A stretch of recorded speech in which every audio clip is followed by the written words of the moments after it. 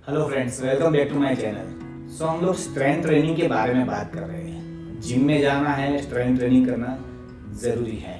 लोग स्ट्रेंथ के पीछे इतने दीवाने हो जाते हैं कि वो समझने लगते हैं कि ज़्यादा वेट उठाएंगे तभी हम स्ट्रेंथ डेवलप कर पाएंगे, और उसी के चक्कर में वो लोग बहुत सारी इंजरी कर बैठते हैं। डिस्क प्रोलैप्स, गादी खिसक जाना, कमर में दर्द होना या कभी नी पेन हो जाना, ये सारी कॉमन चीज़ें हो गई है वेट ज़्यादा उठाने के चक्कर में।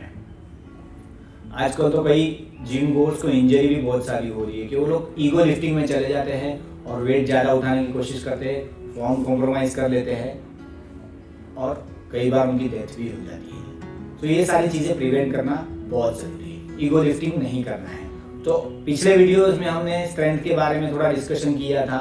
मेरा मोटिव इस वीडियो से यही है कि लोगों को सही जानकारी मिले। फंडामेंटल्स हर एक चीज़ में ज़रूरी है। सीधा लोड उठाने लग जाएंगे वो नहीं चलने वाला। जैसे स्कूल में जाने से पहले ABCD आना ज़रूरी है। Body building, weight lifting, gym training, fitness training, healthy lifestyle, ये सारी चीज़ों में एक फंडामेंटल्स की जानकारी होना बहुत ज़रूरी है, जो आजकल हमारे इंडिया में बहुत कम देखा गया है।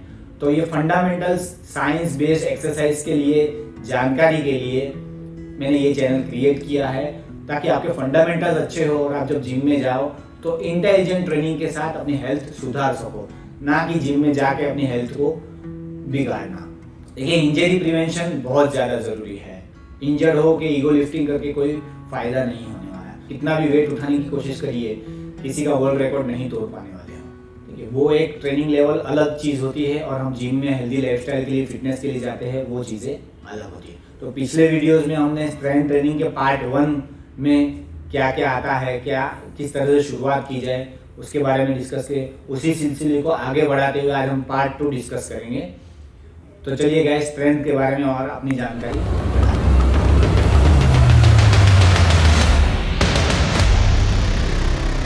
शुरू के जिम के दिनों में जैसे 3-4 महीने हो गए तो स्ट्रेंथ गेन अच्छा होता है, लेकिन जैसे जैसे हमारी एज जाती है और हम लोग जिम में रेगुलर होने लगते हैं, हम लोग एक वेटरन लिफ्टर बन जाते हैं। समझो 10-15 साल हमने जिम किया, उसके बाद वेट लिफ्टिंग, स्ट्रेंथ ट्रेनिंग में अलग प्रकार से आगे बढ़ना बहुत ज़रूरी है, क्योंकि एज के साथ चाहे हम कितने भी हेल्दी लाइफस्टाइल जी रहे हो, थोड़े बहुत चेंजेस हमारी बॉडी में आने वाले हैं, हड्डियाँ घिसने ही वाली है।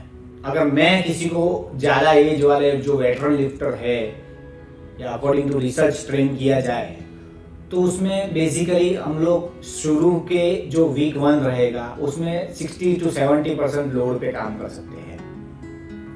उसके बाद थोड़ा लोड बना के नेक्स्ट वीक में 70 to 80% लोड ले सकते हैं। उसके बाद 80 to 90, वैसे 4 हफ्तों में हम डिवाइड करके बाद में 5वां हफ्ता जब आएगा तो उसको डीलोड कर सकते हैं। इस तरह से हम लोग बॉडी को लोड में अलग अलग तरीके से जब डिवाइड करेंगे तो अच्छा स्ट्रेंथ गेन होगा। तो बेसिकली 4 वीक का ओवरलोड हो सकता है। प्रोग्रेसिव ओवरलोड के बारे में हम लोग बात करें, 4 वीक का प्रोग्रेसिव ओवरलोड, उसके बाद 1 वीक का डीलोड। इस तरह से जो वेटरन लिफ्टर्स हैं, अगर इस तरह से ट्रेन करेंगे तो अपनी बॉडी में अच्छे रिजल्ट्स देख पाएंगे। अब ज़्यादातर आजकल लोग वेट लॉस के लिए जिम ज्वाइन करना पसंद करते हैं, तो प्रोग्रेसिव ओवरलोड वेट लॉस में थोड़ा डिफिकल्ट हो जाता है, क्योंकि वेट भी लूज करना है, कैलोरी रिस्ट्रिक्टेड डाइट भी है, और उसके साथ प्रोग्रेसिव ओवरलोड भी चाहिए। तो दोनों चीज़ें साथ में होने लगती है तो कभी कभी बॉडी एक प्लेटू मोड में आ जाती है, रिजल्ट्स नहीं दिखते हैं, या फिर हम लोग उतना जितना वेट हमको चाहिए उतना उठा नहीं पाते हैं। तो हम लोग क्या कर सकते हैं, रिपीटेशंस पे फोकस थोड़ा बढ़ा सकते हैं, स्ट्रेंथ मेंटेन करके वेट लॉस कर सकते हैं। स्ट्रेंथ कम नहीं होने वाली है ओवरलोड के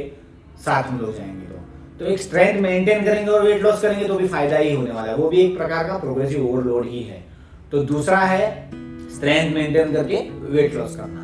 अब प्रोग्रेसिव ओवरलोड में सारे दिन अच्छे नहीं होते, सारे दिन सिमिलर नहीं होते। जिस तरह से हमने सोचा होता है कि मैं इस तरह से प्रोग्रेस करूंगा, ये वीक में इतना वेट लूंगा, इतना लोड लूंगा, इतने रेप्स लूंगा, कई बार ऐसा होता है कि जिस तरह से हमने सोचा होता है, जैसे हमने डाइट लिया होता है, सब कुछ परफेक्ट है, हमारी स्लीपिंग पैटर्न परफेक्ट है, हमने स्ट्रेस नहीं लिया है, हम लोग जिम रेगुलर जा रहे हैं, हम लोग डाइट अच्छा कर रहे हैं, फिर भी हमें कभी कभी स्ट्रेंथ वाले जो प्रोग्रामिंग में जो हमको फॉलो करना है उस तरह से हम लोग आगे नहीं बढ़ पाते हैं। तो उसमें हताश होने की ज़रूरत नहीं है, ये भी प्रोग्रेसिव ओवरलोड ही माना जाएगा, क्योंकि आप लोग अपनी कंसिस्टेंसी में प्रोग्रेस कर रहे हो और धीरे धीरे वो प्लेटू ब्रेक डाउन होगा। आप अगर कंसिस्टेंट रहेंगे तो अपनी प्रोटोकॉल या प्रोग्रामिंग को अच्छी तरह से वेरी करेंगे तो, और हम लोग strength gain in the long run, हमारा ग्राफ ऊपर ही जाने वाला है और स्ट्रेंथ गेन हम लोग कर पाएंगे। हाँ, तो तीसरा हो गया प्रोग्रेसिव ओवरलोड में कोई जबरदस्ती नहीं करनी है, थोड़ा बहुत चेंजेस आ सकता है। अब बहुत ही जरूरी प्रॉपर फॉर्म,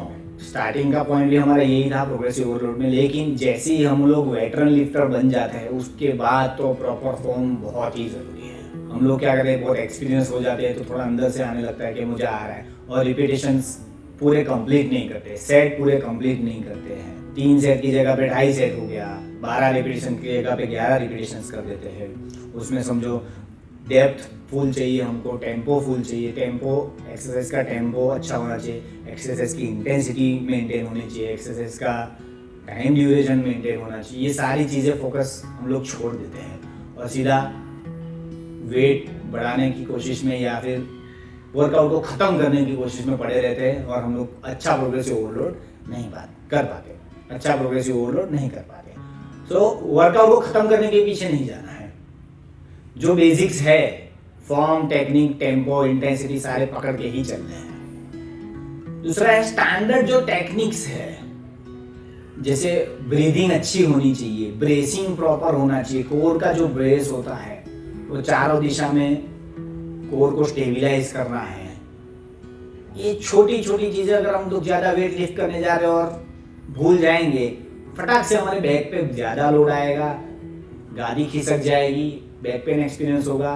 कई बार हम लोग की बॉडी शिफ्ट हो जाती है इन प्रॉपर टेक्निक की वजह से, डेडलिफ्ट करने की वजह से, और सियाटिका हो जाता है, डिस्क प्रोलैप्स हो जाता है, पैरों में काफ़ी झुंझुनाहट हो जाती है, लेटरल पेल्विक शिफ्ट हो जाता है। तो ये सारी चीज़ें अवॉइड करने के लिए प्रॉपर ब्रेसिंग होना चाहिए, ब्रीदिंग प्रॉपर होना चाहिए।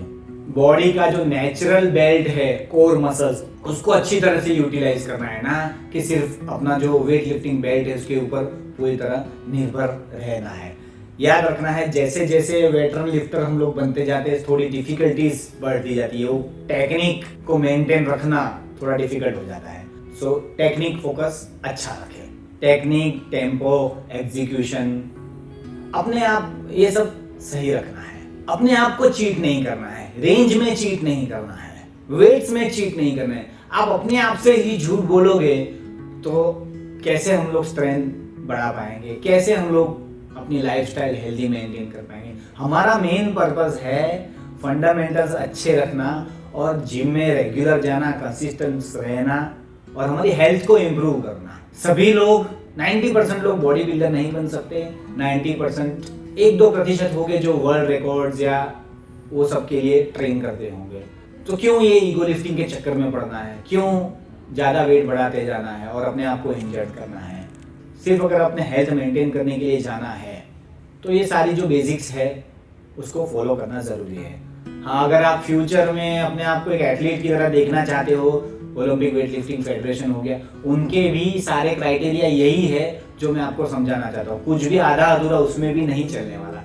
सो बेसिक्स फंडामेंटल अच्छे से प्रैक्टिस करेंगे तो शायद हमारे गोल्स चेंज हो जाए, हम कहीं परफॉर्म करने के लिए या पार्टिसिपेट करने के लिए एथलीट बनना चाहे तो भी ये अगर बेसिक्स जैसे ABCD क्लियर होना चाहिए, वैसे जिम के बेसिक्स अगर जो मैंने समझा है वो क्लियर रहेंगे तो आगे चल के चीज़ें बहुत ईजी हो जाएगी। होप आपको ये वीडियो से कुछ जानने मिला, आप अपनी स्ट्रेंथ बढ़ाते रहे, ईगो लिफ्टिंग के चक्कर में ना पड़े। अगर आपको मेरा चैनल अच्छा लग रहा है, अगर आपको मेरा कंटेंट अच्छा लग रहा है तो मुझे प्लीज़ कमेंट्स में ज़रूर बताइए।